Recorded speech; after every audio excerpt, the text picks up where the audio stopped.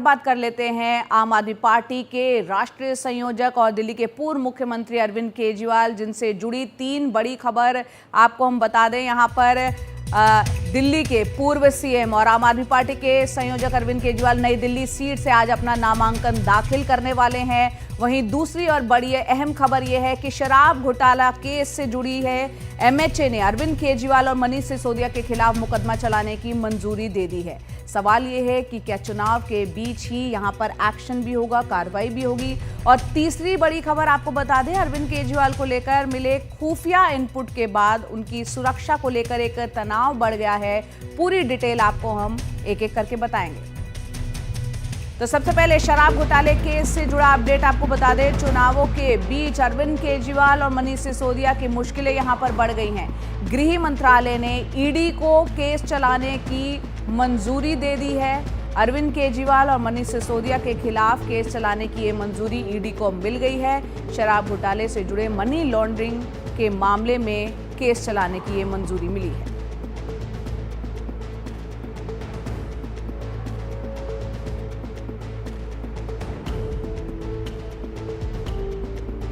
तो आपको बताते हैं, जहां चुनावी माहौल दिल्ली में बना हुआ है, ऐसे में किस तरह से एक नई मुश्किल में यहां पर अरविंद केजरीवाल फंस गए हैं और पूरी खबर क्या है आपको समझाने की कोशिश करते हैं। दरअसल अरविंद केजरीवाल के खिलाफ यहां पर केस चलाने की मंजूरी अब दे दी गई है। ये मंजूरी किसने दी? ये मंजूरी दी है गृह मंत्रालय ने। ईडी को केस चलाने की मंजूरी दी है। ये पूरा मामला आपको बताते हैं। दरअसल शराब घोटाले से जुड़ा मनी लॉन्ड्रिंग का ये केस है और सुप्रीम कोर्ट ने अपने आदेश में कहा था कि पब्लिक सर्वेंट पर केस चलाने से पहले अथॉरिटी की परमिशन, उसकी मंजूरी लेनी होगी। और मंजूरी के मायने आपको बताएं यहां पर क्या है। दरअसल ईडी के लिए अब आगे की कार्रवाई का रास्ता कहीं ना कहीं खुल गया है।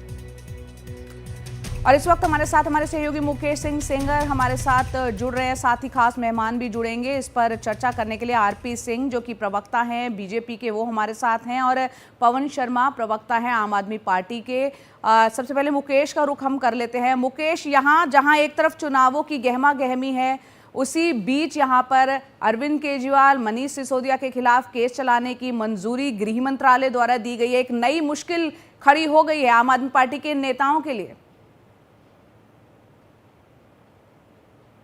देखिए, मुश्किल तो पहले से है क्योंकि ईडी लगातार जो शराब घोटाले का मामला है उसकी जांच कर रही है और ईडी ने इस मामले में कोर्ट में चार्जशीट भी पेश कर दी थी। ये एक प्रोसेस होता है क्योंकि सुप्रीम कोर्ट ने नवंबर 2024 में आदेश दिया था कि कोई भी पब्लिक सर्वेंट हो, उसके खिलाफ अगर ट्रायल शुरू किया जाएगा तो उसमें एक जो कॉम्पिटेंट अथॉरिटी है उसकी परमिशन लेनी होगी। चूंकि अरविंद केजरीवाल और दिल्ली के पूर्व डिप्टी सीएम मनीष सिसोदिया एक पब्लिक सर्वेंट हैं, तो में जो ईडी है उसने पहले परमिशन मांगी थी गृह मंत्रालय से परमिशन मांगी, जिसको गृह मंत्रालय ने अप्रूव कर दिया, यानी परमिशन दे दी है। और अब जो अरविंद केजरीवाल हैं उनके खिलाफ जो है जो केस है, जो ट्रायल है कोर्ट में, वो ट्रायल चलेगा और निश्चित तौर पर मुश्किलें बढ़ेंगी क्योंकि इस मामले में जो ट्रायल है उसमें ईडी ने काफी लंबी चौड़ी चार्जशीट पेश की है और ईडी ने कोर्ट में यह भी कहा था कि अरविंद केजरीवाल शराब घोटाले के मास्टरमाइंड है, किंगपिन है। आम आदमी पार्टी को पैसा गया है। आम आदमी पार्टी जो है उसके राष्ट्रीय संयोजक अरविंद केजरीवाल हैं। साउथ की लिकर लॉबी से करीब 100 करोड़ रुपए आया और इसमें से काफी पैसा गोवा चुनाव में इस्तेमाल किया गया। तो ये सारी बातें ईडी ने कोर्ट में रखी थी और अब चूंकि परमिशन मिल गई है मुकदमा चलाने के लिए, इसका मतलब ये हुआ है कि कोर्ट में जो अरविंद केजरीवाल हैं और दिल्ली के पूर्व डिप्टी सीएम मनीष सिसोदिया हैं, दोनों के खिलाफ ट्रायल शुरू हो जाएगा, सुनवाई शुरू हो जाएगी और ये मुकदमा जो है अब आगे इसका प्रोसेस जो है वो चालू हो जाएगा। जहां मुकेश, इससे पहले कि मैं अपने मेहमानों के पास जाऊं, आप ये बताएं, चुनावों के बीच यहाँ जो मंजूरी मिल गई है मुकदमा अब चलाने की, आगे कार्रवाई भी क्या इस चुनावों के माहौल के बीच में होती हुई दिख रही है, हो सकती है? देखिए, चूंकि ईडी ने अपनी इस पूरे मामले में जांच पूरी कर ली है, कोर्ट में ऑलरेडी चार्जशीट पेश कर दी है, तो अब ईडी को इसमें कोई कार्रवाई कुछ आगे ऐसा नहीं करना है और अब जो पूरी कार्रवाई है वो कोर्ट पे डिपेंड करेगी क्योंकि अब मामला कोर्ट में है और जो ट्रायल शुरू होगा, ट्रायल के दौरान क्या कुछ होगा, इसमें चार्जेस फ्रेम होने हैं वो कोर्ट में होने हैं। तो ईडी के पास अब करने को बहुत ज्यादा नहीं है इस पूरे घोटाले में, क्योंकि ईडी ऑलरेडी पहले ही अरेस्ट कर चुकी है अरविंद केजरीवाल को, दिल्ली के पूर्व डिप्टी सीएम मनीष सिसोदिया को। तो अब सारा कुछ कोर्ट में होना है और कोर्ट में ट्रायल के लिए जो रास्ता है वो साफ हो गया है। जी बिल्कुल। मुकेश, आप हमारे साथ बने रहें। यहाँ पर बीजेपी के जो नेता हैं और इस बार उम्मीदवार भी हैं दिल्ली विधानसभा चुनाव में, प्रवेश वर्मा क्या कह रहे हैं, एक बार वो सुन लेते हैं। हम सभी जानते हैं कि अरविंद केजरीवाल ने कितना बड़ा पाप किया था।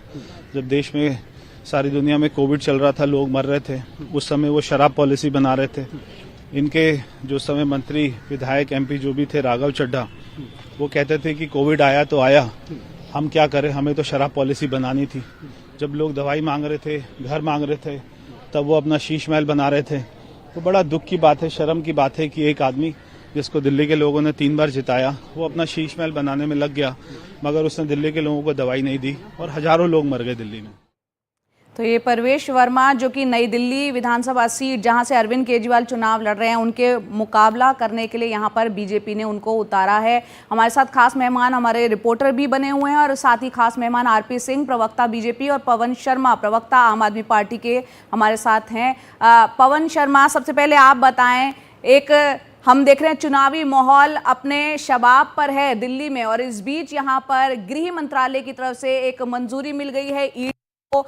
आप कहीं ना कहीं आम आदमी पार्टी भ्रष्टाचार मुक्त होने की बात करती थी और भ्रष्टाचार से घिरी हुई दिख रही है। मुश्किल दौर है आप लोगों के लिए, चुनाव में भी उतर रहे हैं आप।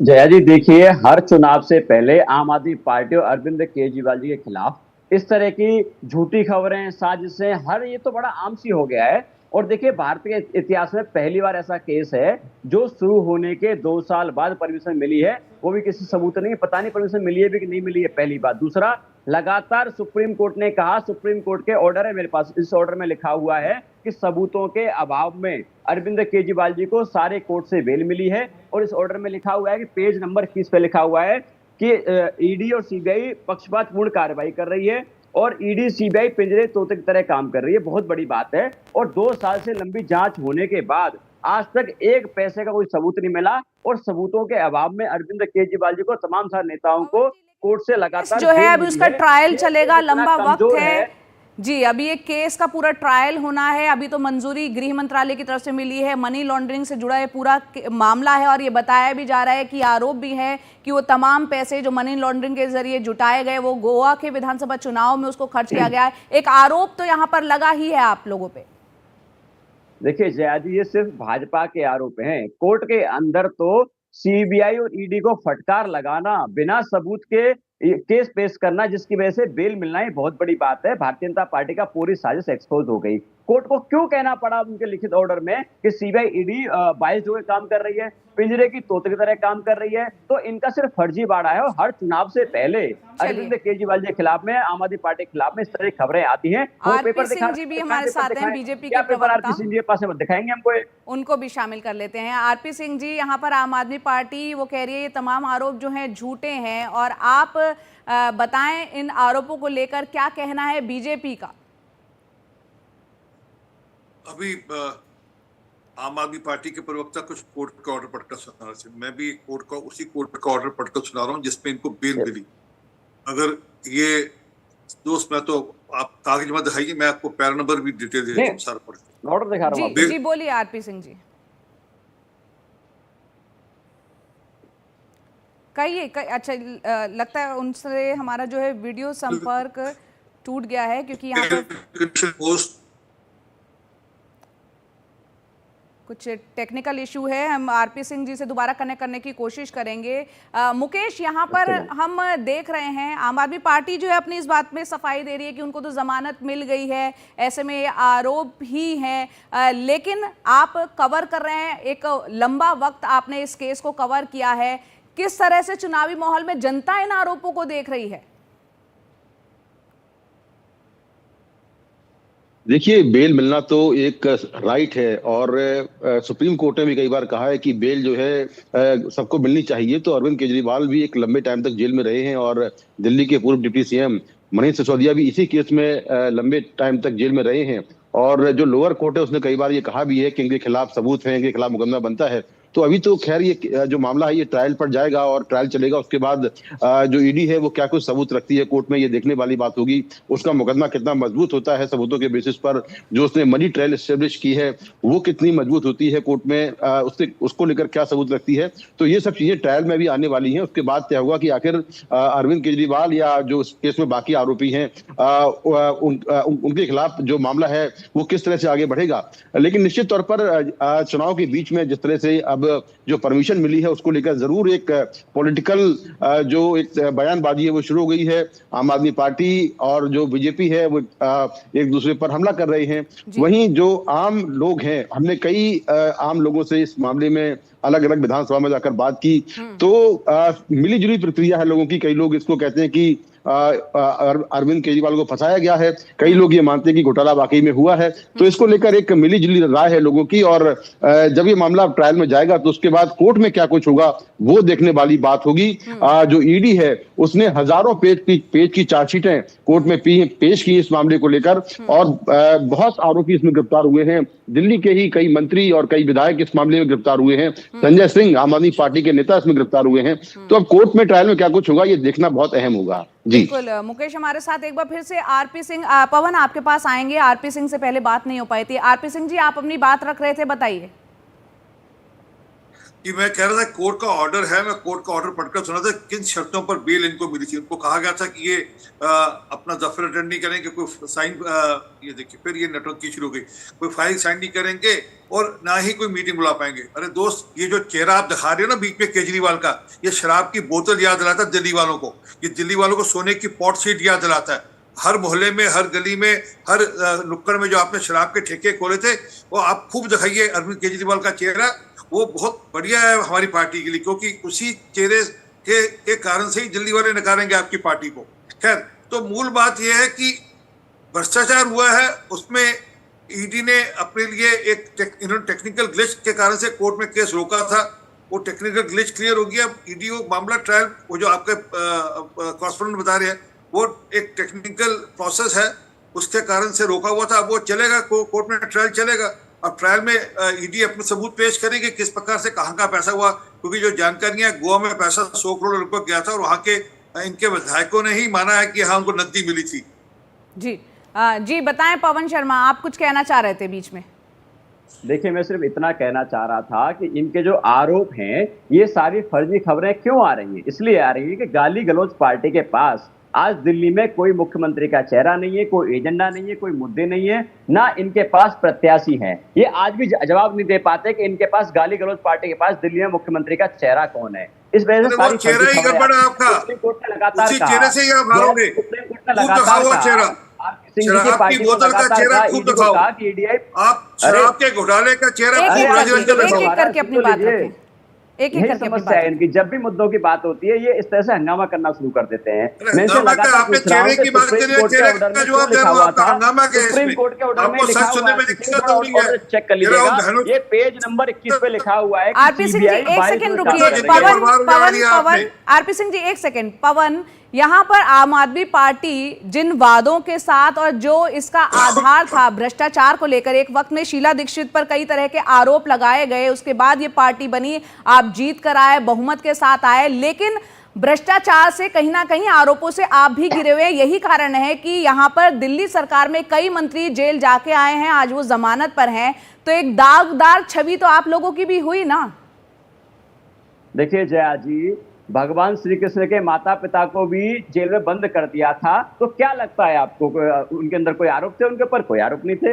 अब भारतीय जनता पार्टी के पास समस्या ये है कि इन गाली गलौज पार्टी के पास दिल्ली के अंदर कोई मुख्यमंत्री का चेहरा नहीं है, मुद्दे नहीं है, इस वजह से बौखला गए, फर्जी खबरें चला रहे हैं। और सुप्रीम कोर्ट ने लगातार लिखित ऑर्डर में कहा है कि सीबीआई बायजो काम कर रही है, कोई सबूत नहीं है, सीबीआई पिंजरे के तोते की तरह काम कर रही है। अब ये इनके ऊपर करारा तमाचा है भाई लगातार दो साल लंबी जांच हो गई, 2 साल में आज तक नहीं बता पाए कि भाई बताएं एक पैसे का सबूत क्या है, कोई सबूत नहीं मिला। लेकिन आज 2 साल के बाद इनको इसका परमिशन मिलना, इससे मालूम चलता है केस कितना कमजोर है और इनकी सीबीआई, ईडी, इनका गृह मंत्रालय कितना कमजोर है कि 2 साल के बाद भी ये आज उनका प्रोसिक्यूशन का परमिशन ये दिए नहीं दिए वो मुकेश को इसमें शामिल करते हैं हमारे सहयोगी। है ही नहीं, ये फर्जी पार्टी है, ये बिना दूल्हे की पार्टी है, इनका दूल्हा ही नहीं भाई, इनको बताएं क्या मुकेश है? बहुत ही संक्षेप में यहाँ मुझे ब्रेक लेना होगा। मुकेश, पवन आपको रोकूंगी। मुकेश, यहाँ पर सवाल जैसा कि पवन उठा रहे हैं कि ये मंजूरी इस वक्त दी गई है, तो उस टाइमिंग पर सवाल खड़े कर रहे हैं वो। देखिए, बिल्कुल मंजूरी की टाइमिंग को लेकर सवाल खड़े हो सकते हैं। हालांकि जो ईडी है उसने काफी पहले अप्लाई किया था मंजूरी के लिए, लेकिन मंजूरी चुनाव के समय मिली है, तो उसको लेकर जरूर सवाल खड़े हो रहे हैं और होने भी चाहिए। लेकिन चूंकि एक प्रोसेस था, क्योंकि नवंबर 2024 में सुप्रीम कोर्ट ने कहा था कि जो भी पब्लिक सर्वेंट हैं उनके खिलाफ मुकदमा चलाने के लिए जो कॉम्पिटेंट अथॉरिटी है उसकी परमिशन लेनी होगी। तो एक सुप्रीम कोर्ट का ये नियम है और उसके तहत परमिशन ली गई है। अब ये टाइमिंग को लेकर भले ही इसको लेकर सवाल खड़े किए जाए, तो ये एक अलग बात है। जी बिल्कुल, बहुत बहुत शुक्रिया मुकेश आपका, और पवन आपका माफी चाहूंगी, वक्त की कमी है, हम इस पर और बात नहीं कर पाएंगे। आरपी सिंह जी, आपका भी बहुत बहुत शुक्रिया ये महत्वपूर्ण चर्चा हमारे साथ करने के लिए।